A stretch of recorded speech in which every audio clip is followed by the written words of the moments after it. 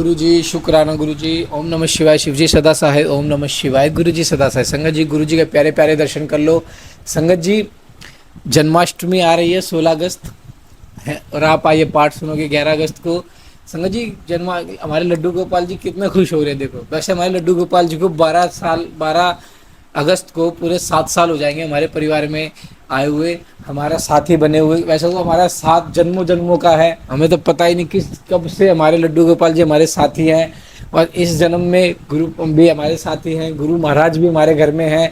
सो संगत जी देखो कितनी प्यारी ब्लेसिंग है हमारे परिवार में। और ये परिवार मैं ये परिवार सिर्फ अपना अपना नहीं कह रहा, जो भी गुरुजी ब्लेस 777 हमारे चैनल से जुड़े हुए हैं उन सबके परिवार का ये दरबार है, सबका दरबार है संगत जी, सबका दरबार है। पाठ के एंड में मैंने कुछ चीज़ें बताई हैं संगत जी, उसे सुन के बुरा मत मानना, उन चीज़ों पर अमल करना, उन चीज़ों को सोचना कि हाँ कहीं काफ़ी हद तक वो चीज़ें ठीक है, उन चीज़ों को सोचना। गुरुजी को वक्त दो, गुरुजी आपका वक्त बदल देंगे। एक नाम गुरु कोड़ो मंगले, गुरु तेरा सब कुछ सुख दे देंगे। वो कहते हैं ना कि नाम गुरु कोड़ो मंगले के सारे सुख मिल जाएंगे। तो कहते हैं गुरु से गुरु को मांगो सब कुछ मिल जाएगा। तो लड्डू गोपाल का जन्मदिन आ रहा है, 16 अगस्त को जन्माष्टमी आ रही है। किसी किसी के घर में गुगा मेडी की दो धोख लगती होगी, हमारे में लगती है। जैसे वैसे हम पहले लगाया है क्योंकि फिर बहुत ज़्यादा भीड़ हो जाती है। और मन के भाव सच्चे होने चाहिए। देखो आप कभी भी जाके कभी भी हो सकते, जन्माष्टमी आ रही है, जन्माष्टमी में बहुत प्यारा सा सत्संग करेंगे हम, लाइव आएंगे 16 अगस्त को, शनिवार है। शनिवार को शाम को 4 बजे हम जरूर लाइव आएंगे। तो सभी संगत कनेक्ट हो जाना, कोई भी संगत ऐसा ना हो जो ना कनेक्ट हो पाए। शाम को 4 बजे हम लाइव आ जाएंगे। जय गुरु जी शुक्राना। हो सकता है थोड़ा लेट हो जाए, 5 बज जाए, लेकिन 5 के बाद लेट नहीं होगा। 5 बजे तो हर हाल में आ ही जाएंगे, लेकिन 4 बजे की कोशिश करेंगे तो 4 बजे हम लाइव आ जाएंगे। जय गुरु जी शुक्राना। प्यारा सा शुक्राना सत्संग करेंगे जन्माष्टमी वाले दिन गुरु जी का है। बढ़िया बढ़िया भजन गाएंगे लड्डू गोपाला के लिए। जय गुरु जी शुक्राना गुरु जी। चैनल को सब्सक्राइब करके बेल आइकन को प्रेस कर ले। और प्लीज़ जो लास्ट में मतलब गुरु जी के लिए मैंने लास्ट में बहुत अच्छी बातें बोली हैं, सभी संगत के लिए, जो संगत नेगेटिव कमेंट करती है उनके लिए भी आप बुरा मत मानना, हाथ जोड़ के विनती है। जय गुरु जी शुक्राना गुरु जी। जय गुरु जी। ब्रह्मा जी से दक्ष की अनुमति पाकर देवताओं और मुनियों सहित भगवान शिव का दक्ष के घर जाना, दक्ष द्वारा सबका सत्कार था, सती और शिव का विवाह। ब्रह्मा जी कहते हैं कि ना तदंतर में हिमालय के कैलाश शिखर पर रहने वाले परमेश्वर महादेव शिव को लाने के लिए प्रसन्नतापूर्वक उनके पास गया और उनसे इस प्रकार बोला, वृषध्वज जो सती के लिए मेरे पुत्र दक्ष ने जो बात कही है उसे सुनिए और जिस कार्य को वे अपने लिए असाध्य मानते हैं उसे सिद्ध हुआ ही समझिए। दक्ष ने कहा कि मैं अपनी पुत्री भगवान शिव के ही हाथ में दूंगा, क्योंकि उन्हीं के लिए यह उत्पन्न हुई है और शिव के साथ सती का विवाह, तो यह कार्य तो मुझे सबता ही अभीष्ट है। फिर आपके भी कहने से इसका महत्व और अधिक बढ़ गया है। मेरी पुत्री ने स्वयं इसी उद्देश्य से भगवान शिव की आराधना की है और इस समय भी शिव जी भी मुझसे इसी के विषय में अन्वेषण कर रहे हैं, इसलिए मुझे अपनी कन्या अवश्य ही भगवान शिव के हाथ में देनी है। विधाता ये वे भगवान शंकर शुभ लगन और शुभ मुहूर्त में यहाँ पधारे, उस समय मैं उनके शिव के तौर पर अपनी यह पुत्री दे दूंगा। वृषध्वज मुझसे दक्ष ने ऐसी बात कही है, अतः आप शुभ मुहूर्त में उनके घर चलिए और सती को ले आइए। मुने मेरी यह बात सुनकर भक्त वत्सल रुद्र लौकिक गति का आश्रय ले हंसते हुए मुझसे बोले कि संसार की सृष्टि करने वाले ब्रह्मा जी, मैं तुम्हारे और नारद के साथ ही दक्ष के घर चलूंगा, अतः नारद का स्मरण करो। अपने मरीचि आदि मानस पुत्रों को भी बुला लो। विदे मैं उन सब के साथ दक्ष के निवास स्थान पर चलूंगा, मेरे पार्षद भी मेरे साथ रहेंगे। नारद लोकाचार के निर्वाह में लगे हुए भगवान शिव के इस प्रकार आज्ञा देने पर मैंने तुम्हारा और मरीचि आदि पुत्रों का भी स्मरण किया। मेरी याद करते ही तुम्हारे साथ मेरे सभी मानस पुत्र मन में आदर की भावना लिए शीघ्र ही वहां आ पहुंचे। उस समय तुम सब लोग हर्ष उत्फुल्ल हो रहे थे। फिर रुद्र के स्मरण करने पर शिव भक्तों के सम्राट भगवान विष्णु भी अपने सैनिकों तथा कमला देवी के साथ गरुड़ पर आरूढ़ हो तुरंत वहां आ पहुंचे। तदंतर चैत्र मास के शुक्ल पक्ष की त्रयोदशी तिथि में रविवार को पूर्वा फाल्गुनी नक्षत्र में मुझ ब्रह्मा और विष्णु आदि समस्त देवताओं के साथ महेश्वर ने विवाह के लिए यात्रा की। मार्ग में उन देवताओं और ऋषियों के साथ यात्रा करते हुए भगवान शंकर बड़ी शोभा पा रहे थे। वहां जाते हुए देवताओं मुनियों तथा आनंद मगन मन वाले प्रथम गणों का रास्ते में बड़ा उत्सव हो रहा था।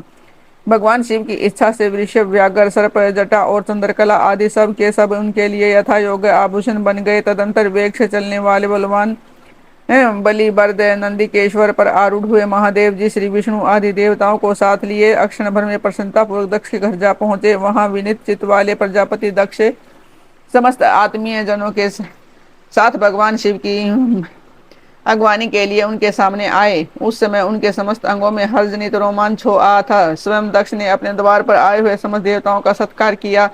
वे सब लोग सूर्यश्रेष्ठ शिव को बिठाकर उनके पार्श्व भाग में स्वयं भी मुनियों के साथ क्रमशः बैठ गए। इसके बाद दक्ष ने मुनियों सहित समस्त देवताओं की परिक्रमा की और उन सब के साथ भगवान शिव को घर के भीतर ले आए। उस समय दक्ष के मन में बड़ी प्रसन्नता थी।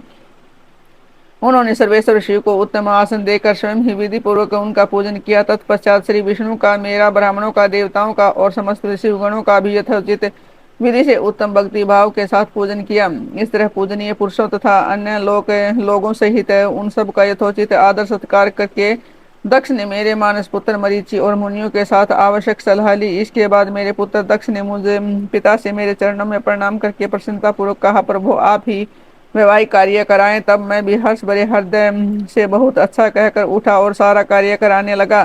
तदंतर ग्रहों के बल से युक्त शुभ लगन और मुहूर्त में दक्ष ने हर्ष पूर्वक अपनी पुत्री सती का हाथ भगवान शंकर के हाथ में दे दिया। उस समय हर्ष से भरे हुए भगवान वृषध्वज ने भी वैवाहिक विधि से सुंदरी दक्ष कन्या का पानी ग्रहण किया। फिर मैंने श्री हरि से, तुम तथा अन्य मुनियों से, देवताओं और प्रथम गणों ने भगवान शिव को प्रणाम किया। सब ने नाना प्रकार की स्तुतियां द्वारा उन्हें संतुष्ट किया। उस समय नाच गान के साथ मान उत्सव मना गया। समस्त देवताओं और मुनियों को बड़ा आनंद प्राप्त हुआ। भगवान शिव के लिए कन्यादान करके मेरे पुत्र दक्ष कृतार्थ हो गए। शिवा और शिव प्रसन्न हुए तथा सारा संसार मंगल का निकेतन बन गया। सती और शिव के द्वारा अग्नि की परीक्षा, श्री हरि द्वारा शिव तत्व का वर्णन, शिव का ब्रह्मा जी को दिए हुए वर के अनुसार वेदी पर सदा के लिए अवस्थान तथा शिव और सती का विदा हो कैलाश पर जाना। ब्रह्मा जी कहते हैं कि नाद कन्यादान करके दक्ष ने भगवान शंकर को नाना प्रकार की वस्तुएं दहेज में दी। यह सब करके वे बड़े प्रसन्न हुए। फिर उन्होंने ब्राह्मणों को भी नाना प्रकार के धन बांटे। तत्पश्चात लक्ष्मी सहित भगवान विष्णु शंभु के पास हाथ जोड़कर खड़े हुए और यो बोले, देव देव महादेव दया सागर पर बहुत आते, आप संपूर्ण जगत के पिता हैं और सती देवी सबकी माता हैं। आप दोनों सत्पुरुषों के कल्याण तथा दुष्टों के दमन के लिए सदा लीलापूर्वक अवतार ग्रहण करते हैं। यह सनातन श्रुति का कथन है। आप चिकने नील अंजन के समान शोभा वाली सती के साथ जिस प्रकार शोभा पा रहे हैं, मैं उससे उल्टे लक्ष्मी के साथ शोभा पा रहा हूँ। अर्थात सती नीलवर्णा तथा आप गौरवर्ण हैं। उसे उल्टे में नीलवर्ण तथा लक्ष्मी गौरवर्णा है। नाद में देवी सती के पास आकर गृहस्थोक्त विधि से विस्तार पूर्वक सारा अग्नि कार्य कराने लगा। मुझ आचार्य तथा ब्राह्मणों की आगे से शिवा और शिव ने बड़े हर्ष के साथ विधि पूर्वक अग्नि की परिक्रमा की। उस समय वहां बड़ा अद्भुत उत्सव मनाया गया। गाजे बाजे और नृत्य के साथ होने वाला वह उत्सव सबको बड़ा सुख दे जान पड़ा। तदंतर भगवान विष्णु बोले, सदाशिव मैं आपकी आज्ञा से यहाँ शिव तत्व का वर्णन करता हूँ। समस्त देवता तथा दूसरे दूसरे मुनि अपने मन को एकाग्र करके इस विषय को सुने। भगवान आप प्रधान और अप्रधान प्रकृति और उससे अतीत हैं। आपके अनेक भाग हैं, फिर भी आप भाग रहित हैं। ज्योतिर्मय स्वरूप वाले आप परमेश्वर के ही हम तीनों देवता अंश हैं। आप कौन है, मैं कौन और ब्रह्म कौन है? आप परमात्मा के ही ये तीन अंश है जो सृष्टि पालन और संहार करने के कारण एक दूसरे से भिन्न प्रतीत होते हैं। आप अपने स्वरूप का चिंतन कीजिए। आपने स्वयं ही लीला पूर्वक शरीर धारण किया है। आप निर्गुण ब्रह्म रूप से एक हैं। आप ही सगुण ब्रह्म हैं। हम ब्रह्मा विष्णु तथा रुद्र तीनों आपके अंश हैं। जैसे एक ही शरीर के भिन्न भिन्न अवयव, मस्तक, ग्रीवा आदि नाम धारण करते हैं तथापि उस शरीर से वे भिन्न नहीं है, उसी प्रकार हम तीनों अंश आप परमेश्वर के ही अंग हैं, जो ज्योतिर्मय आकाश के समान सर्वव्यापी एवं निर्लेप है। स्वयं ही अपना धाम पुराण, कूटस्थ, व्यक्त, अनंत, नित्य तथा दीर्घ आदि विशेषण से रहित निर्विशेष ब्रह्म है। वही आप शिव हैं। अतः आप ही सब कुछ हैं। ब्रह्मा जी कहते हैं कि मुनीश्वर भगवान विष्णु की यह बात सुनकर महादेव जी बड़े प्रसन्न हुए। तदंतर उसे विवाह यज्ञ के स्वामी परमेश्वर शिव प्रसन्न हो लौकिक की गति का आश्रय ले हाथ जोड़कर खड़े हुए मुझ ब्रह्मा से प्रेम पूर्वक बोले। शिव ने कहा कि ब्राह्मण, आपने सारा वैवाहिक कार्य अच्छी तरह संपन्न करा दिया। अब मैं बहुत प्रसन्न हूँ। आप मेरे आचार्य हैं, बताइए आपको क्या दक्षिणा दूं? सूर्य ज्येष्ठ, आप इस दक्षिणा को मांगिए। महाभाग यदि यह तन दुर्लभ हो तो भी मुझे शीघ्र कहिए। मुझे आपके लिए कुछ भी दे नहीं है। मुने भगवान शंकर का यह वचन सुनकर मैं हाथ जोड़ विनीत चित्त से उन्हें बारंबार प्रणाम करके बोला कि देवेश, यदि आप प्रसन्न हो और महेश्वर, यदि मैं वर पाने के योग्य हूँ तो प्रसन्नता पूर्वक जो बात कहता हूँ उसे आप पूर्ण कीजिए। महादेव, आप इसी रूप में इसी वेदी पर सदा विराजमान रहिए, जिसे आपके दर्शन से मनुष्यों के पाप धुल जाए। चंद्रशेखर, आपका सानिध्य होने से मैं इस वेदी के समीप आश्रम बनाकर तपस्या करूं, यह मेरी अभिलाषा है। चैत्र के शुक्ल पक्ष की त्रयोदशी को पूर्वा फाल्गुनी नक्षत्र में रविवार के दिन इस भूतल पर जो मनुष्य भक्ति भाव से आपका दर्शन करे उसके सारे पाप तत्काल नष्ट हो जाएं, विपुल पुण्य की वृद्धि हो और समस्त रोगों का सर्वथा नाश हो जाए। जो नारी दुर्भगा बंध्या कानी तथा रूपहीना हो वह भी आपके दर्शन मात्र से ही अवश्य निर्दोष हो जाए। मेरी यह बात उनकी आत्मा को सुख देने वाली थी। इसे सुनकर भगवान शिव ने प्रसन्नचित मन से कहा कि विधाता ऐसा ही होगा। मैं तुम्हारे कहने से संपूर्ण जगत के हित के लिए अपनी पत्नी सती के साथ इस वेदी पर स्थिर भाव से स्थित रहूंगा। ऐसा कहकर पत्नी सहित भगवान शिव अपनी अंश रूपिणी मूर्ति को प्रकट करके वेदी के मध्य भाग में विराजमान हो गए। तत्पश्चात सब जनों पर स्नेह रखने वाले परमेश्वर शंकर दक्ष से विदा ले अपनी पत्नी सती के साथ कैलाश जाने को उद्यत हुए। उस समय उत्तम बुद्धि वाले दक्ष ने विनय से मस्तक झुका, हाथ जोड़ भगवान वृषध्वज की प्रेम पूर्वक स्तुति की। फिर श्री विष्णु आदि समस्त देवता मुनि और शिवगुणों ने नमस्कार पूर्वक नाना प्रकार की स्तुति करके बड़े आनंद से जय जयकार किया। तदंतर दक्ष की आज्ञा से भगवान शिव ने प्रसन्नता पूर्वक सती को वृषभ की पीठ पर बिठाया और स्वयं भी उस पर आरूढ़ हो प्रभु हिमालय पर्वत की ओर चले।